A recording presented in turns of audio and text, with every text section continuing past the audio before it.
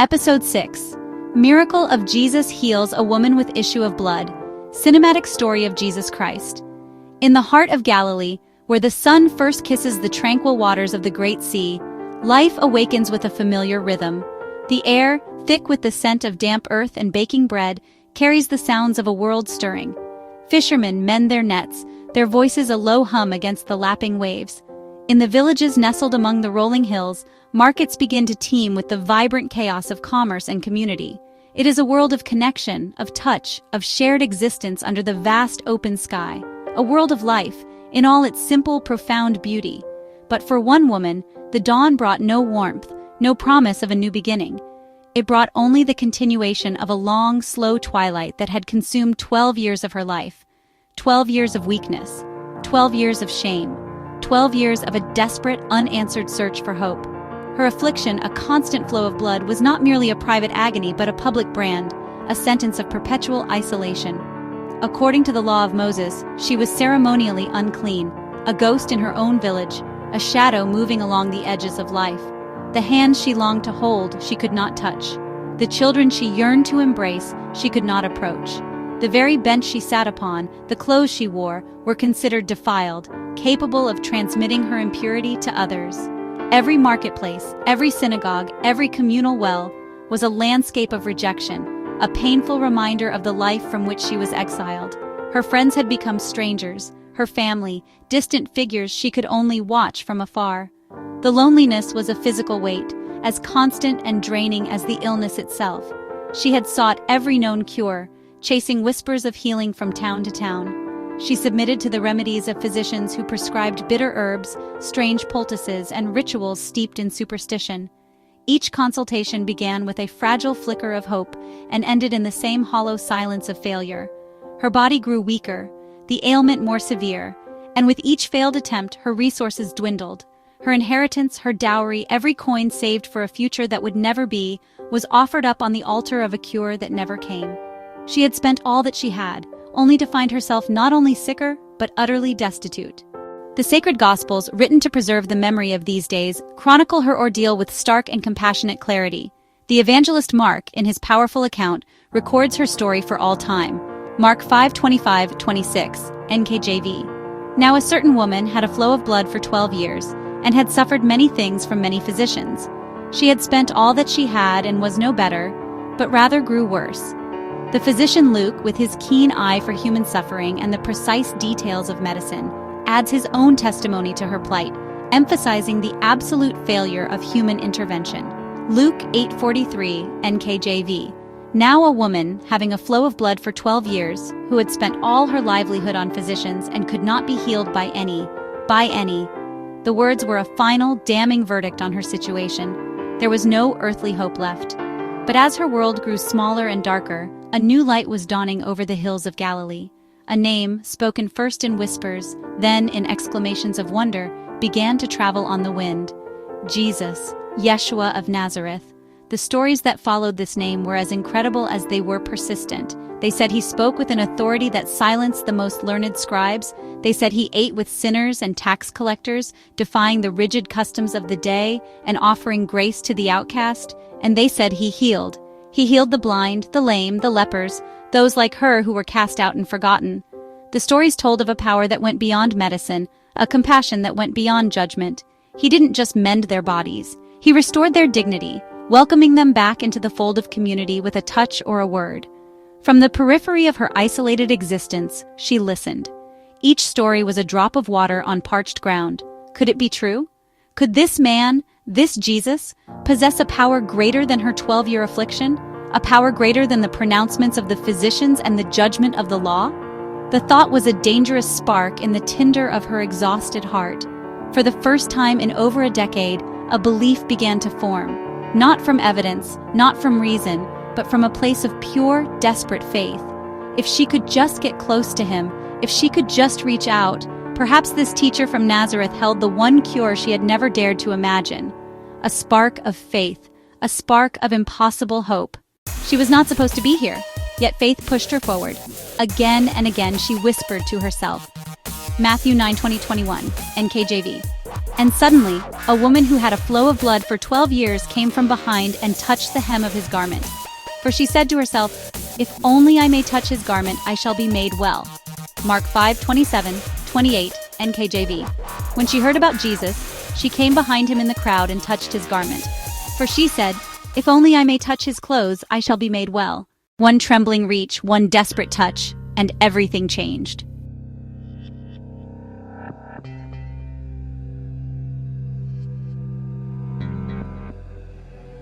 Mark 5:29, NKJV. Immediately the fountain of her blood was dried up, and she felt in her body that she was healed of the affliction. Luke 8:44, NKJV. Came from behind and touched the border of his garment, and immediately her flow of blood stopped. The air in Capernaum was thick with dust and desperation. Jesus was on an urgent mission, a race against time to the home of Jairus, a synagogue ruler whose daughter lay at the point of death. Every moment was precious. The disciples, acting as a human shield, fought to carve a path through the suffocating mass of people. The crowd was a living entity, a chaotic blend of the curious, the skeptical, and the truly needy. They pressed in from all sides, their hands reaching, their voices a constant roar. In their minds, the destination was everything. But for Jesus, the journey itself was fertile ground for ministry. He was attuned to a different reality, a spiritual dimension that ran parallel to the frantic physical world around him. And then, he stopped. Not gradually, but instantly. He froze mid-stride, an anchor dropped in a rushing river. The disciples, caught by surprise, nearly collided with him. A wave of confusion rippled through the crowd as the forward momentum ceased. Why had he stopped? Had someone fainted? Was there a threat? But Jesus' attention was not on the external chaos. It was drawn inward, to a profound and unmistakable event. Jesus felt it.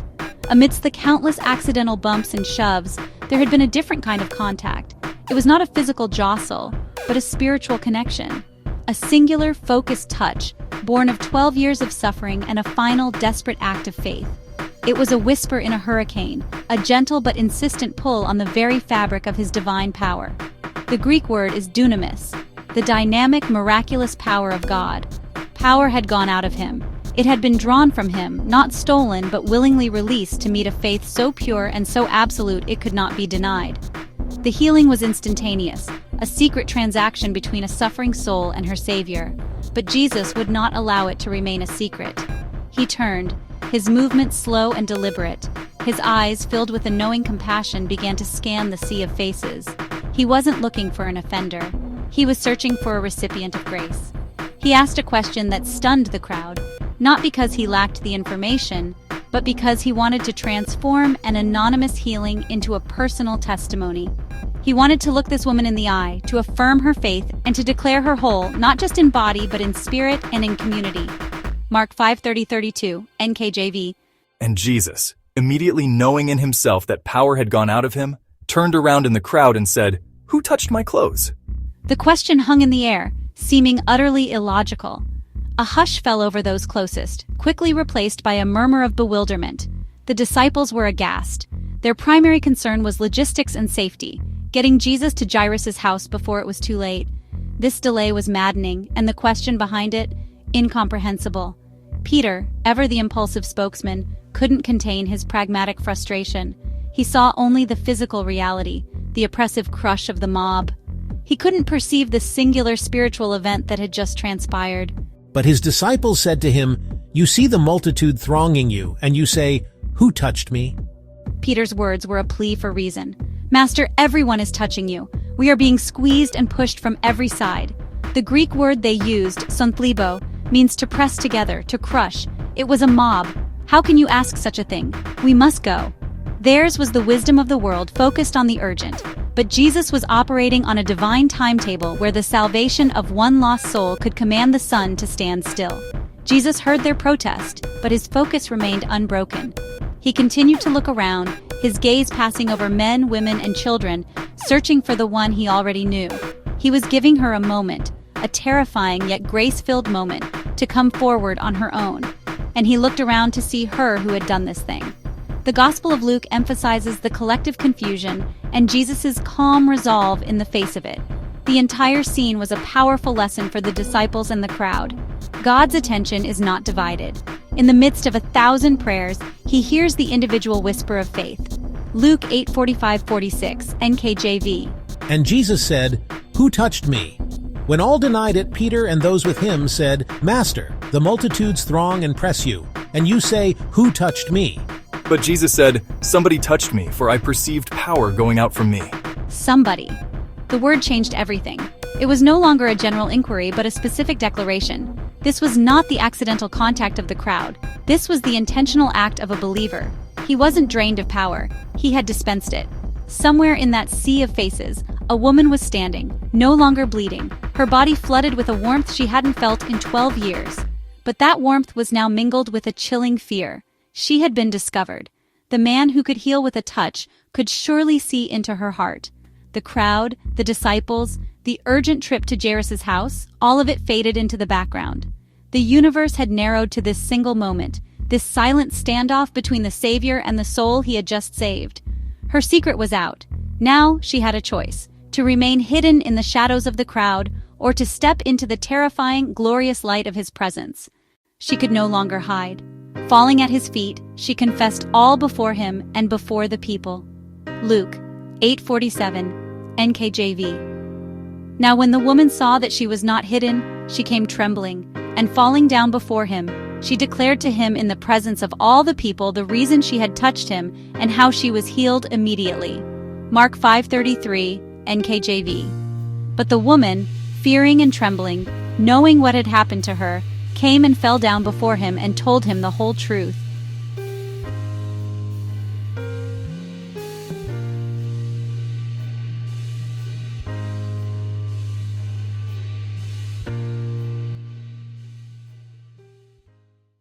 Then came the words that changed her life forever.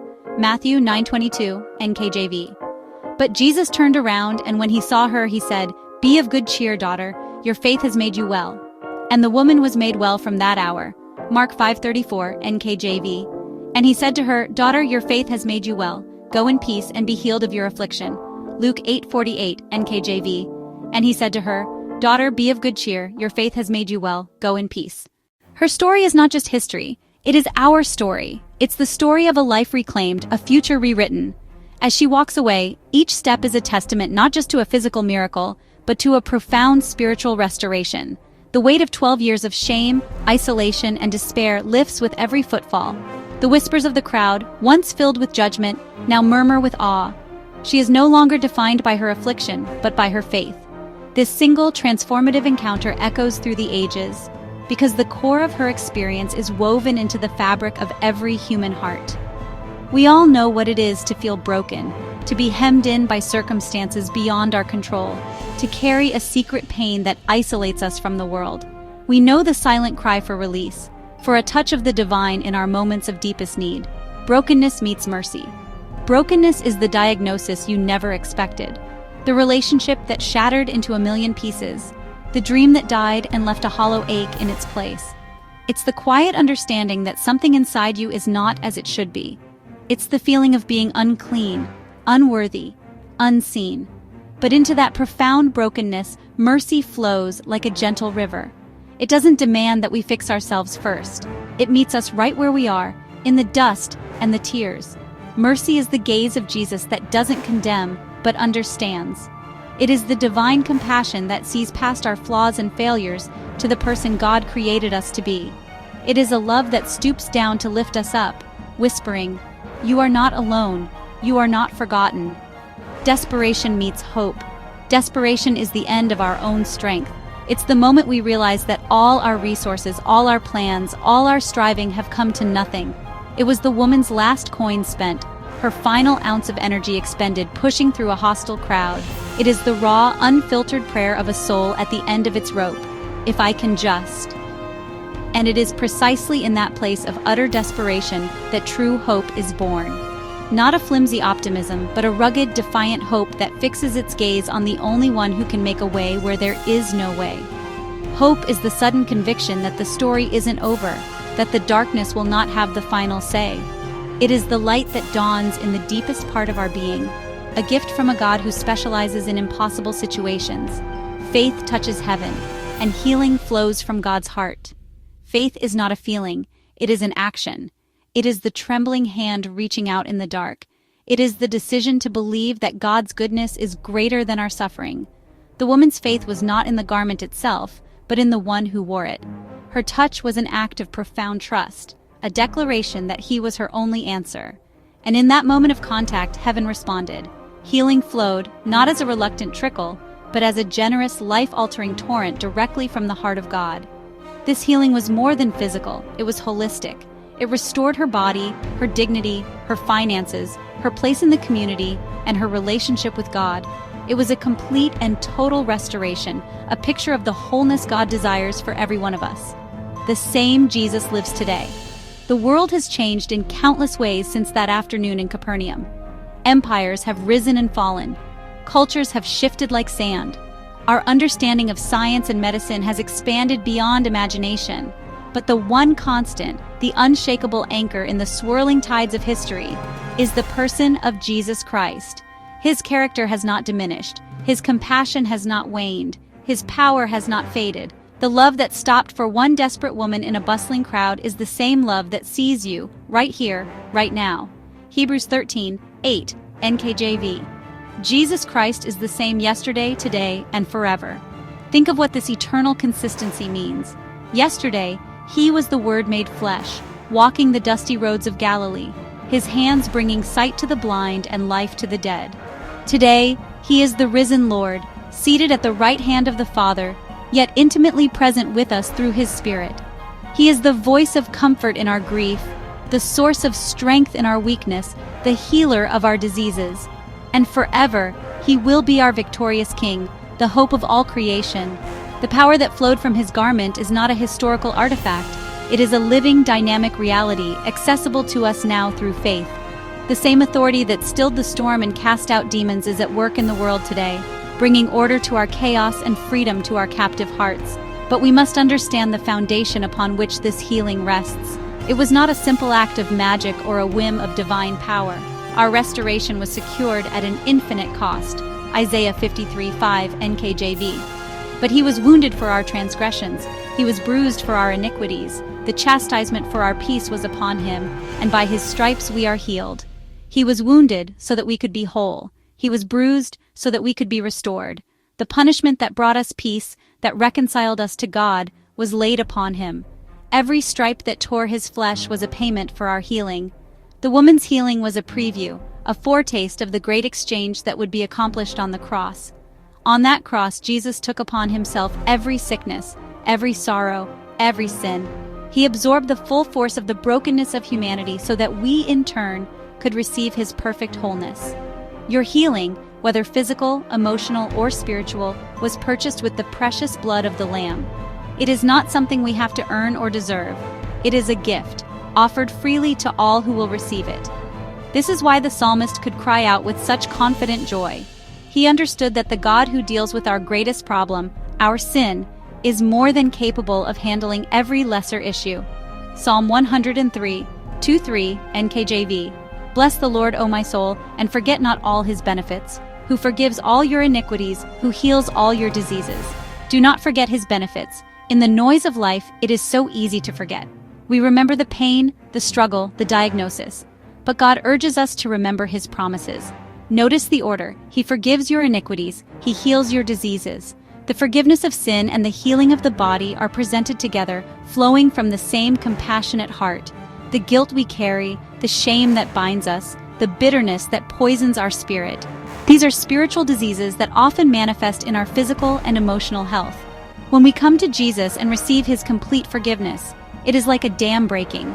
The grace that washes our soul clean also brings healing and life to our entire being. He is not a fragmented Savior. He is the Lord of all, concerned with the restoration of your body, your mind, and your spirit. This is the greatest news the world has ever known. It is a message of hope for the hopeless, strength for the weak, and life for the dying. And it is not meant to be a secret. Share this with the world. Let every nation know Jesus heals, Jesus saves, Jesus lives. Let this story become your story. Let his touch on your life be a testimony that you share with your family, your neighbors, your community. In a world filled with bad news, be a carrier of the good news. Perhaps you are the one today who feels like that woman in the crowd, desperate, hidden, running out of options. Hear his voice calling to you, Daughter, son, your faith has made you well. Reach out, take the risk, touch the hem of his garment. Believe that the same power, the same love, the same Jesus is here for you now. He is the healer of the brokenhearted, the savior of the lost, the hope of all humanity, yesterday, today, and forever.